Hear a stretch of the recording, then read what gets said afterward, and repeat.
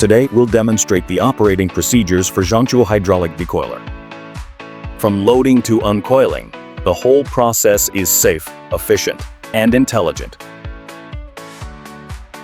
Start the loading car. The car's hydraulic lift system adjusts the coil height to align with the spindle center.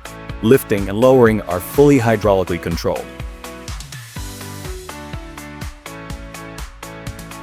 Start the supporting arms to rise, supporting both sides of the coil.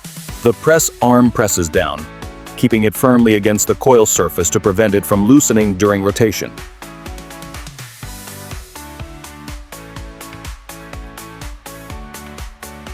When the decoiler starts, a sensor bar automatically detects coil tension during uncoiling.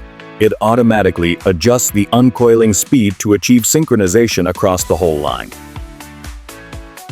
The PLC system centrally controls the support arm, press arm, loading car, spindle rotation, and other movements. In automatic mode, the decoiler system operates automatically based on sensor signals, requiring no manual intervention.